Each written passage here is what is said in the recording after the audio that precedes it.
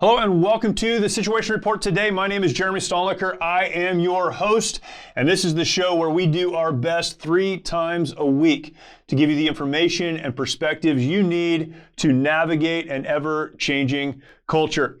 I'm honored today to have someone who understands leadership, who teaches on leadership, and who does so from a place of experience. There are a lot of those philosophers, leadership philosophers and theorists, those who have learned and read and now want to communicate that to others.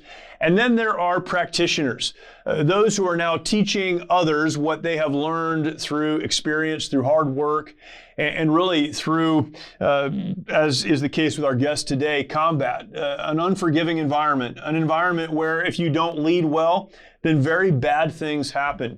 And he's had the opportunity to take these principles and teach them to many audiences, teaching them in business and other places. What an important conversation this is right now. Leadership is the whole thing. Whether you're leading your family, you're leading in your business setting, whatever that might be, you might be at the top of the leadership chain, you might not be, you're somewhere beneath. Whatever the case, leadership is the answer. And I'm so grateful to have on today as my guest, Mike Sarraille.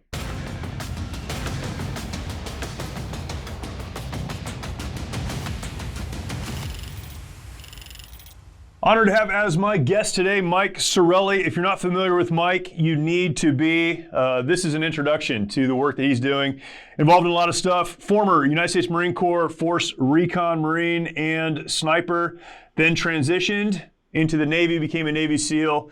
I don't recommend that transition, but a few have done it and done it well. He's one of those.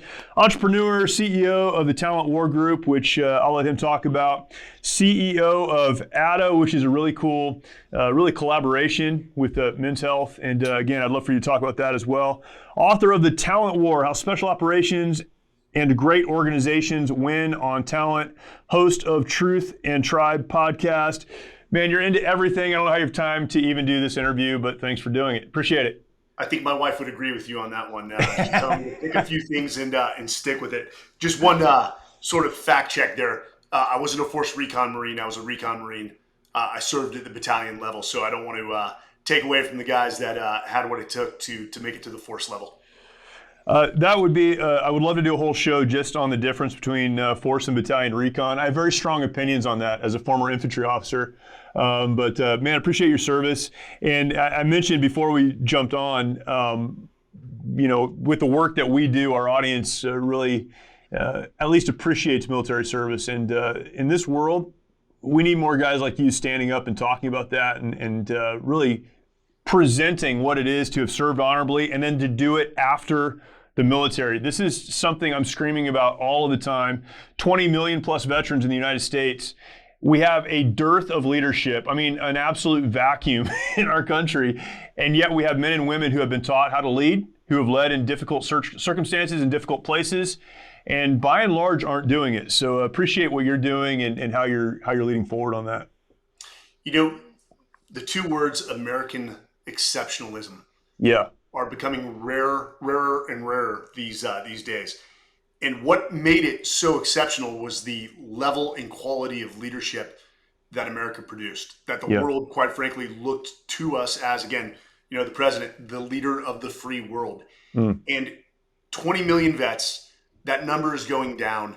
There should be a lot more vets in this nation. Right. When I talk about the military, it is the world's greatest leadership development platform. And right now, recruiting is abysmal. It's at an all-time low because the military is not conveying to young men and women the lessons they will learn serving our nation. And again, you go back to the military, it is a factory line of producing leaders. And we need more vets to step up, especially during these times, and take political office. And I'll volunteer other vets. I won't volunteer myself. Probably not my best fit. Yeah, I can't imagine getting into politics. I always I interview a lot of politicians, and I always preface that with, you have the worst job in the world, but I'm glad someone's doing it. And we need more veterans to stand up. But also in the in the business world, we need more veterans to stand up, and a lot do. I've got friends who started businesses, of course, but it's crazy. And coming from the Marine Corps, the small unit leader, that's the whole thing, right? If you're a corporal in the Marine Corps, you can be a company commander, but really it's the corporals that get things done. It's the staff NCOs then that lead the thing. So at every level, we're teaching leadership, and I feel not bad. That's not the right way to say it, but what a travesty it is for someone who's had so much invested in them in terms of what it is to lead, what it means to lead, what that looks like, to then step out in the civilian world and go, I just don't care anymore. It really is. It's amazing to me. There's a few factors at play in my opinion. One, Hollywood is an extremely powerful industry. Yeah. And they sometimes paint veterans in the military in a very negative light. They play to the lowest common denominator, like we're a bunch of meatheads that run around yelling at each other. Right. That's not the Marine Corps I knew. Right. Could you imagine if companies had a similar onboarding process to Marine boot camp, which I think, we're both Marines here, but if we had Army, Navy, Air Force alongside us, they'd say, the Marine Corps boot camp sort of stands out as the golden standard. Right. They take young men and women who sometimes are troubled youth and turn them into professionals in less than 90 days that understand core values, that understand leadership principles, that understand attributes. And when Hollywood does that, and now we're only 1% of the nation, when these young Marine corporals get out, or these officers or Army soldiers, they're sort of discounted for what they know. And they're often told, hey, don't bring that military style of leadership into this company. Well, let me tell you, people ask, and I had the privilege of serving at JSOC, which to the listeners is America's counterterrorism force. It is the 0.0001% of all special operations that few have what it takes to make it there. These are the most lethal warriors in the world. And again, people think when they hear that, they think of a certain stereotype. Well, let me smash that stereotype for you right now. The most lethal warriors I knew were the most kind, respectful, empathetic human beings. And you would never know that they served. They wouldn't tell you how many people they had killed, how many medals they had won, or how many deployments they had. You'd be sitting having a great conversation with them in an airport thinking, wow, that is an amazing man or an amazing woman. And people gravitate towards them for what they stand for and who they are. And I was one of those people that gravitated to those lethal warriors. And they shaped me into the leader I am today. I am a product of the mentors and the coaches I had at JSOC and in the Marine Corps and in the regular SEAL teams. Yeah, our special operations community in particular, very high IQ folks. I don't think people really understand what it takes to operate at that level. But even if you filter that down to, outside of the special operations community, what it takes to do what we ask 17, 18, 19-year-old young people to do is absolutely amazing. And I always push back on this characterization that, well, people go in the military because they don't have anything else to do. They can't do anything else. That may be some people, I don't know, but I haven't met those people. To be able to function physically, emotionally, we could talk about the spiritual aspects of service, but then intellectually to do what is required is unbelievable. I was part of the invasion into Iraq with 1st Battalion, 5th Marines. We breached the berm, we went in. This was a new experience for 100% of us. And yet we executed well because we had trained well. But the decisions that have to be made in a split second, I challenge anyone outside of the military to be able to leverage whatever it is they have to make decisions that quickly. It's unbelievable. The high IQ, the acumen in so many different disciplines all at the same time is unbelievable. And people just don't understand what it takes. I don't want to throw out statistics that I'm not firm on, but I think it is something along the lines of only 3 to 4 out of every 10, 18-year-old is eligible for military service. We do hold a high bar. Now, I don't want to take away and say, hey, the military is the only organization that produces leaders. It's not. Of course. There are some amazing private sector leaders there who've been my mentors. Chief amongst them, a guy named Bill Campbell, who's known as the secret coach of Silicon Valley. However, he was a NCAA head football coach before he made the leap into Kodak Right. Apple, and then became the director of the board for Apple. But at the end of the day, there are only two organizations that have written the manual for leadership that should be a curriculum within higher education, and it should be the Bible for all businesses. And that is the U.S. Army and the U.S. Marine Corps. Yeah. Those are the finest, two novels anyone can read. And for any organization starting out, get a hold of it, read through it, and form your culture and your leadership style based off one of those manuals. You will be setting yourself up for success. As you know, our friend Mike Lindell has a passion to help everyone get the best sleep of your life. He didn't stop by simply creating the best pillow. Now Mike has done it again by introducing his My Slippers. For a limited time, you will save $90 on a pair of My Slippers. This blowout sale of the year won't last, so order now. Mike has taken 2 years to develop the My Slippers, and they are designed to wear both indoor and out all day long. Made with MyPillow foam and impact gel to help prevent fatigue, they are also made with quality leather suede. Call 1-800-870-0283, use the promo code SITREP, or go to mypillow.com, click on the radio listener square, and use promo code SITREP. This offer will not last long, so order now with promo code SITREP at mypillow.com. I mean, I could go down this road for a long time, but Mike, why don't we take a step back? Just tell us your story. How does one get involved in what you're doing? And I know there's kind of some twists and turns there, but you have a fascinating, just personal story. Tell us a little bit about that. Didn't come from a military lineage either. I actually met a forced Recon Marine when I was 18, and everything about the individual made me want to serve. His name was Staff Sergeant Ben Post. Not only was he physically fit, he was kind and respectful. The other Marines weren't infantry. They were support MOSs, and he was different than all of them. And he had this thing I call humble confidence. You know, he could laugh at himself when he failed, pick himself back up, and he knew he would find a way to win. And when you have role models like that representing your organization, it's the best recruiting tool any organization can have. And so I joined the Marine Corps because I said I want to be just like that individual. And when I got exposed to the Marine Corps, this is one of the greatest organizations I've ever been a part of. And in fact, I was sitting in a Delta lounge in Minneapolis yesterday. I'm not kidding you. And one General Mad Dog Mattis walked by, immediately stood up, said, "Good morning, General." And I could tell he was jet lagged, and he continued on. But that's an example of the exceptional leaders that the military produces. So I did serve 5 years in the Marine Corps. I got picked up for something called the MESEP program. The Marine Corps sent me back to school because we put a precedence on education. And I went to Marine OCS, did very well. But before I took that commission, the war had already kicked off. And unfortunately, the Marine Corps was not part of SOCOM at the time. Right. And so I made the decision to transfer over to the Navy SEALs, which is called an inter-service transfer department of the Navy. And then served in the SEAL teams for 3 combat deployments before being selected to try out for JSOC, and then served the remainder of my 11 combat deployments there. So after I got out, every veteran or every discharging military service member struggles with what is the next step. Right. I went and got my MBA at the University of Texas, not only to learn the business side, but also to give myself time to figure out what I wanted to do. And what I went in thinking I wanted to do was vastly different than what I went into when I got out.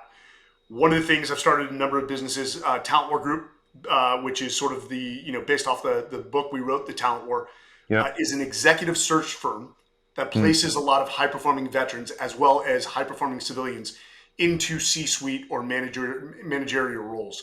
But more importantly, what we do is leadership development for companies.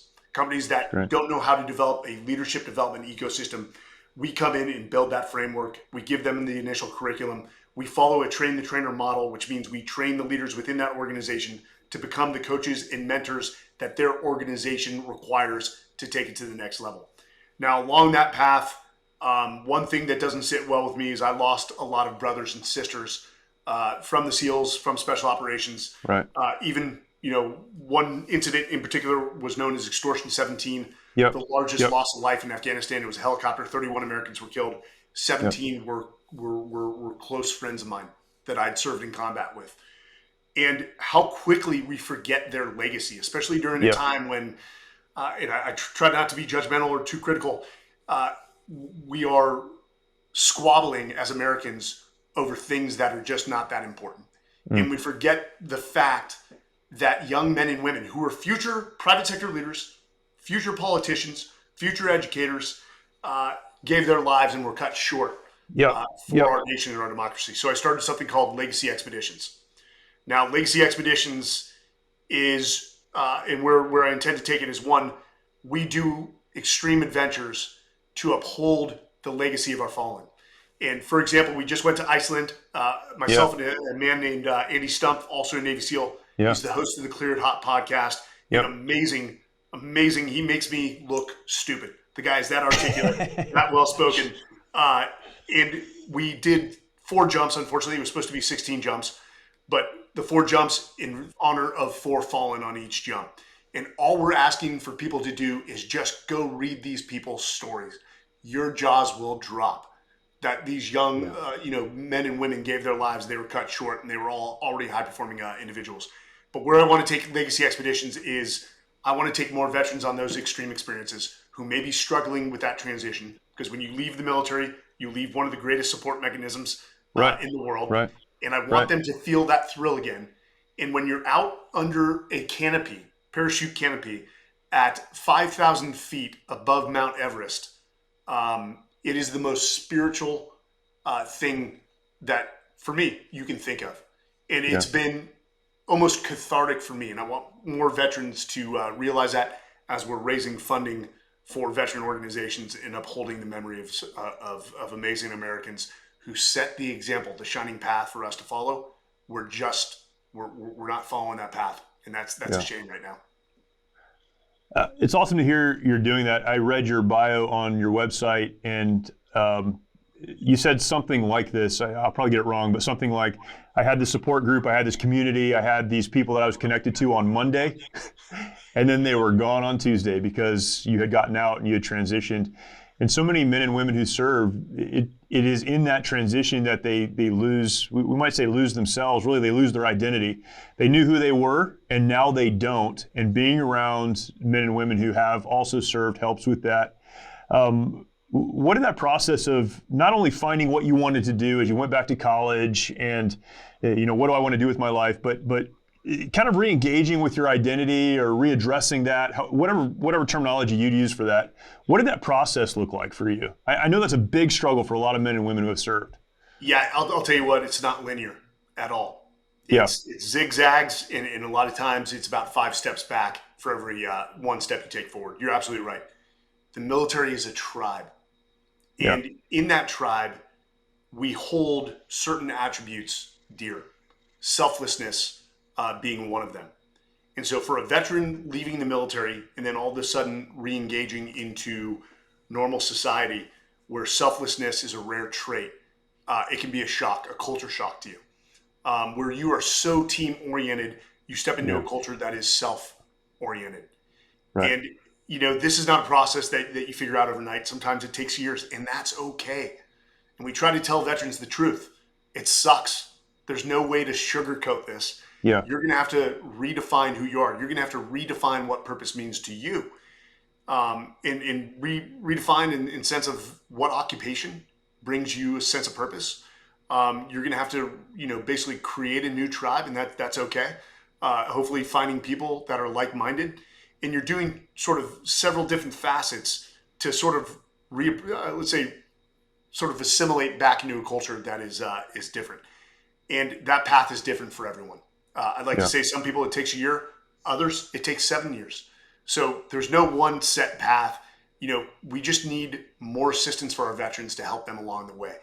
And we don't have any great programs in place on a mass scale to assist all of them getting out. And that's sad. And we all know the suicide rate is extremely high, which kills me to see people give everything for their country when they get out and take their lives. Something needs to be done. Part of Legacy Expeditions is we try to preach to veterans is like, get out there and do something.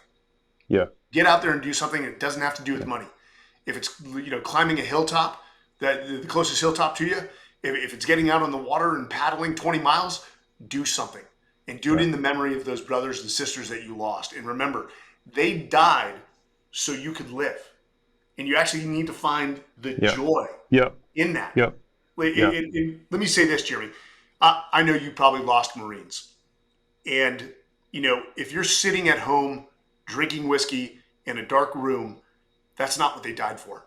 Yeah. And that is survivor's guilt. And that is one of the most common forms of PTSD. That means you're a human being. Good on you. But I assure you, those brothers and sisters that you lost would want you to be happy. They would want you to smile. So every time you think of them, you got to find the joy in their sacrifice. You got to find the joy in those moments you had to them where you were dirty, you hadn't showered for a week, you're in austere conditions in Iraq or Afghanistan, and that one joke that he made or she made that just put you on your ass laughing for days. Yeah. You got to remember those times.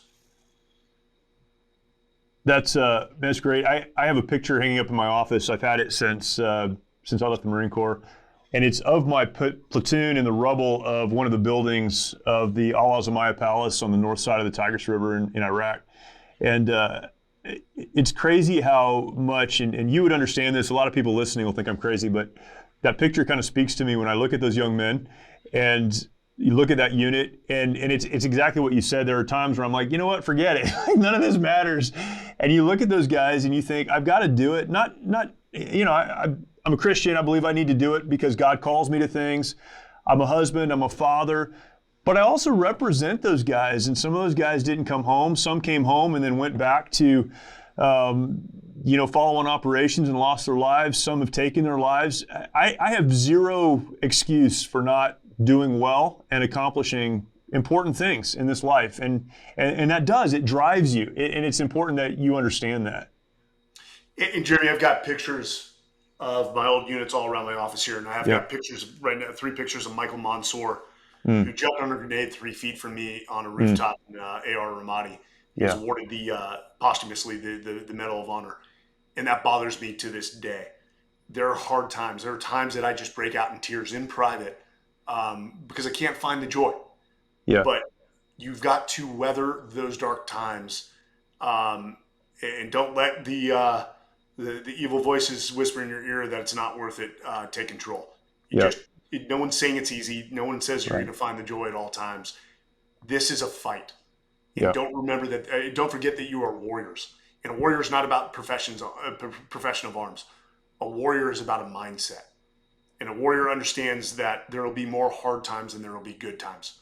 But that's the gift of life. Yeah, that's good. One of the topics that you discuss, that you talk about a lot, is failure.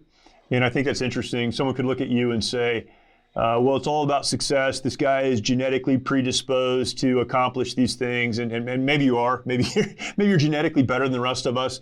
But you talk a lot about failure and the importance of failure. Can you talk about that for a minute? Yeah, well, let me answer the first one. Genetically, no. I don't come from an elite gene pool. I didn't even graduate with my high school class. I had to go to summer school to graduate. Right. Things have not been easy, but I'll tell you, that's why I was so successful in the military. It's because my parents had bred me to be resilient. They put me into a lot of things where I failed. Failure builds resiliency. And we've seen even that, and by the way, I was 140 pounds when I joined the Marine Corps. I was a small guy. The Marine Corps taught me how to work out. They taught me how to, proper nutrition. But in SEAL training, we have some very high-performing individuals that attend. NCAA athletes, we had Division I football players, we had Olympic medalists, and a lot of them quit. Yeah. Because while they did have superior genetics, and they did put work and effort into being very good at their craft, football, swimming, they hadn't incurred a lot of failure in their life. And SEAL training is designed to make you fail. Yeah. And when you fail and they see you about to get back up, they come over and push you down before you can. And they just keep doing that to see how you react.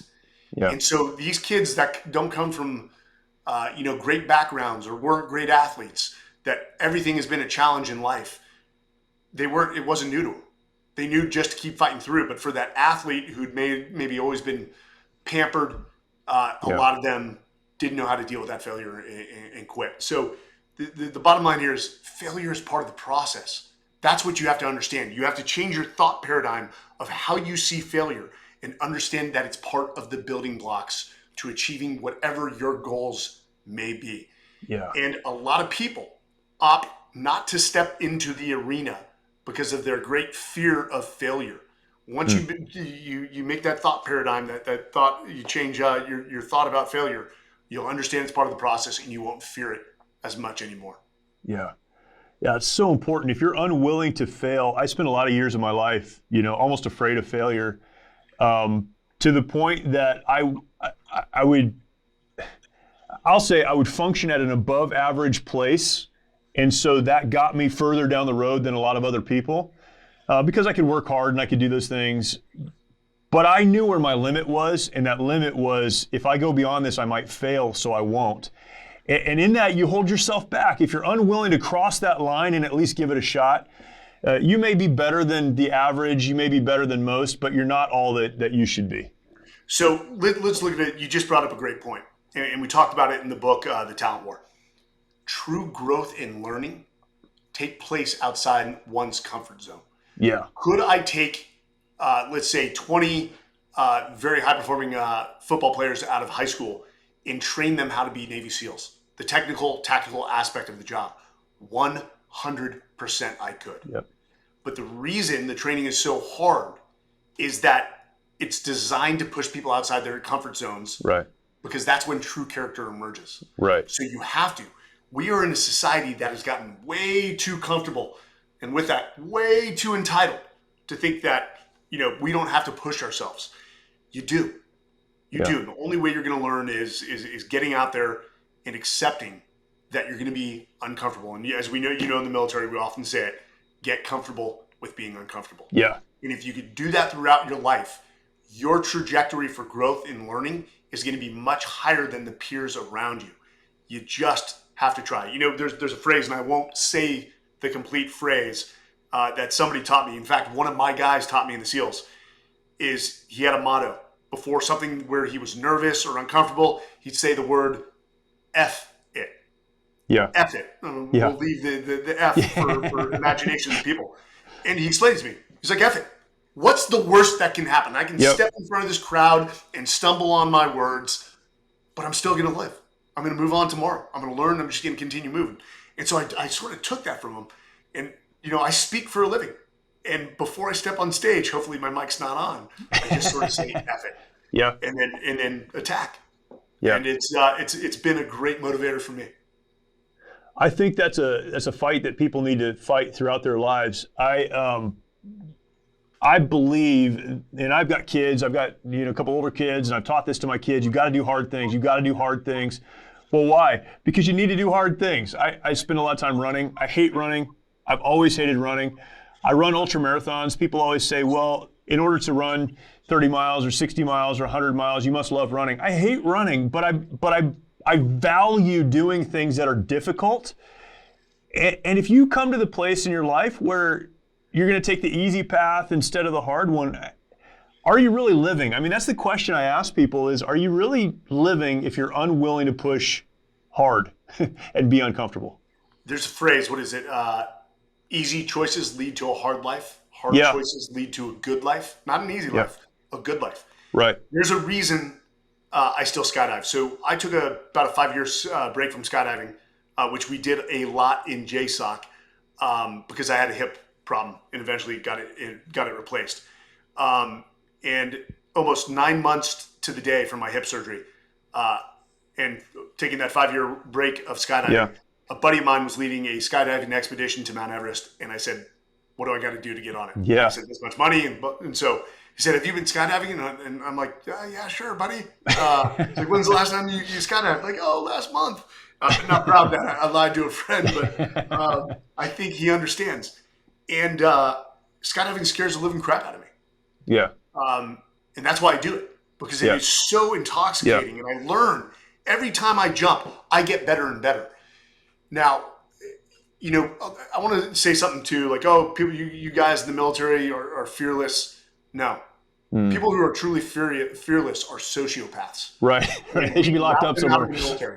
We route them out of the military quickly because they are a threat and a liability to everyone around them. We take normal men and women who are fearful, who are God-fearing and fearful of dangerous situations. And then we train them so well. We educate them so well. We prepare them so well that it buys down that risk. But the fear is always there. I didn't step in. I was in a lot of gunfights. I didn't step into a gunfight without fear. Every single time I was fearful, especially after I was wounded and I felt for the first time what that feels like. That was always there. But I always had confidence in the 40 men to my left and right. That's good. Yeah. That no matter the size of the enemy, no matter if we were in an inferior position, we would prevail. Yeah, that's good. Leadership is so important. You speak a lot on leadership. We're in a mess as a nation, and you mentioned we're fighting over things that don't matter, and I agree with that in so many areas. But what part does leadership play in the circumstance we currently find ourselves in? I'm not asking for a political answer either. I mean, you can give one if you like, but what part does leadership play in just the vast array of struggles that we're having as a country right now? It plays everything. There's no other answer. It's our problems or our solutions are based solely on good leadership or bad leadership. And right now, again, American exceptionalism is not alive. We expect our leadership to be the very best in one place, to set the example for the rest of the nation, and that's the national capital region. Many people refer to it as Washington, D.C.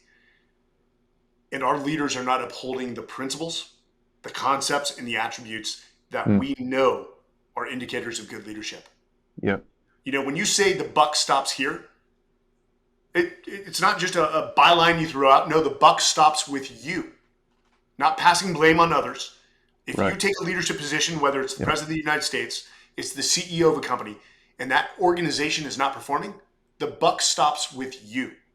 Now, if you own up to bad conditions or bad outcomes and then provide a way ahead in terms of solutions, I'm all ears, and I will support you, to the very end. But we are allowing these politicians to set a horrible example for our youth. Because somebody's a politician does not mean they went through leadership development training. We're actually missing a huge opportunity. And, higher education, which, it's debatable whether higher education is equipped to teach leadership development. As you just said, there's a perfect opportunity for our officers and senior enlisted coming home to step into these institutions, all the way down to grammar school or elementary schools.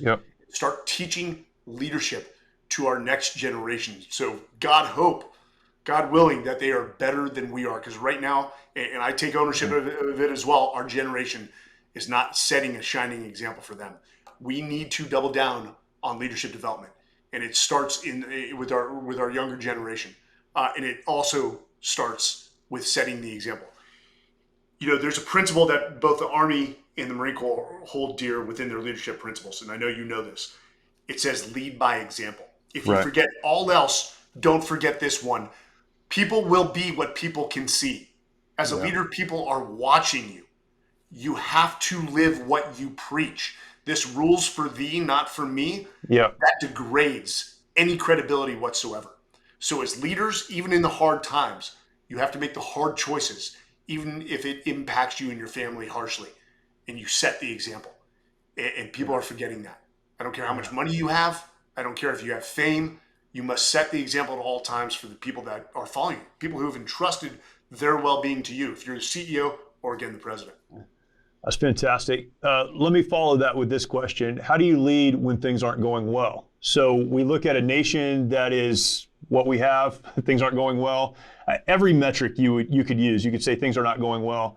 But you bring that down to a communities struggling across the country. Bring that down to a family. Maybe it's your business, your organization, whatever the case. Leaders often, and we could probably argue whether or not they're leaders if they back out, but sometimes people who are capable of leadership back out because things are going so poorly that they just say, it's not worth it, I can't do it, I can't lead here in this environment. How do leaders lead when things are not going well? Here's the first step, is tell the truth. Don't try to sell people that things are not that bad. Tell the truth. Hey, we're in a bad situation right now. Yep. And if you don't have the answers as a leader, that's okay. It's okay to say, hey guys, we're in bad times, and quite frankly, I don't know what direction to take us right now. I am open to ideas. Always remember, you're never the smartest man or woman in the room. Right. That if I lead 40 people, and I led 40 SEALs, that the aggregate intelligence of those people far outweighs mine.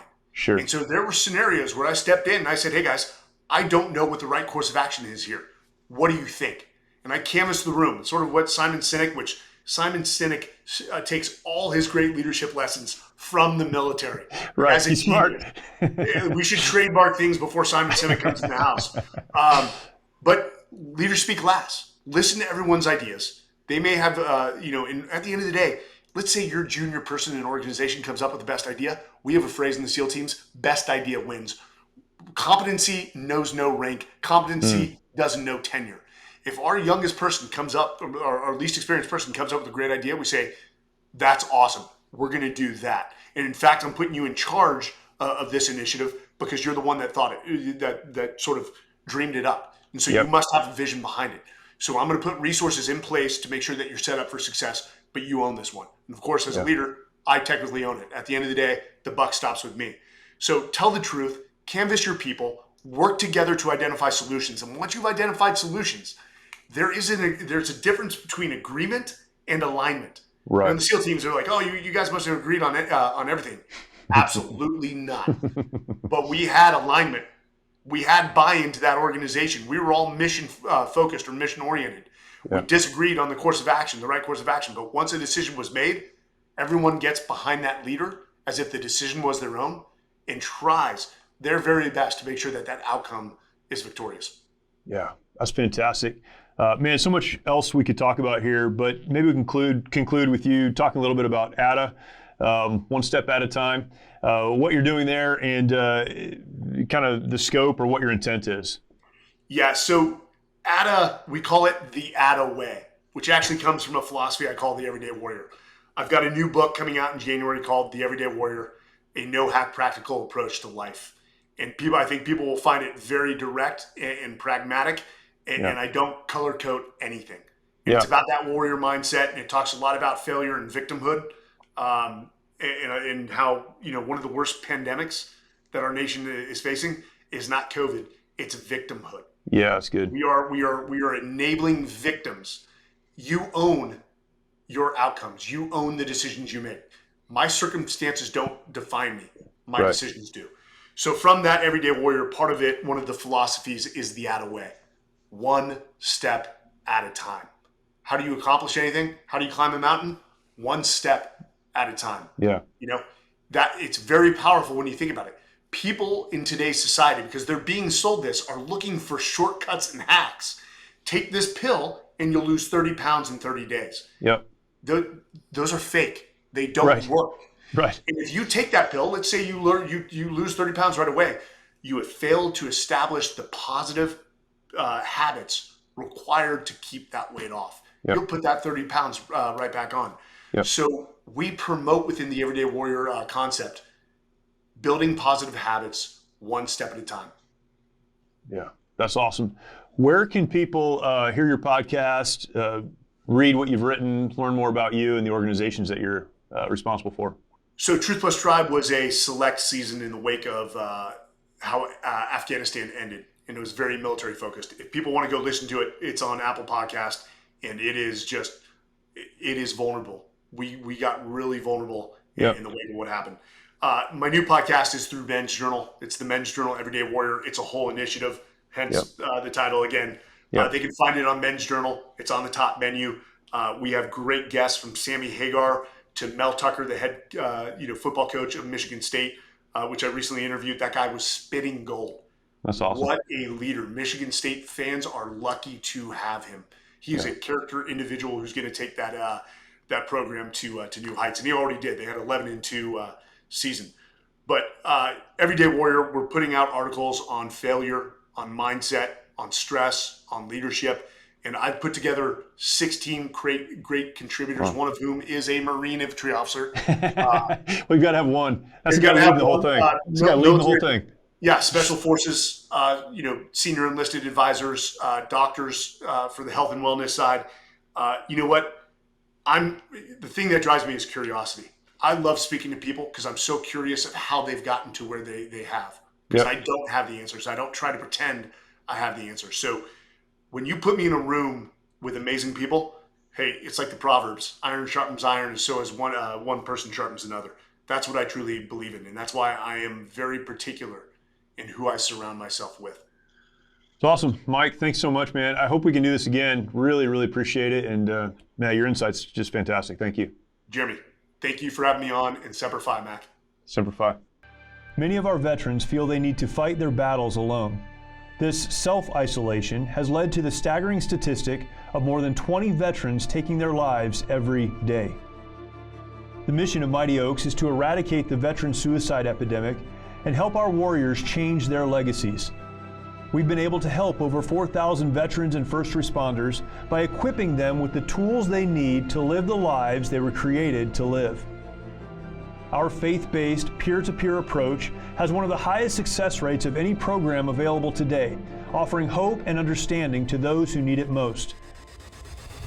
By aligning their lives to biblical principles, these men and women are able to lead their families, their communities, and our nation. It's your generosity that can make a difference in the lives of the men and women who have fought for our country and our freedoms.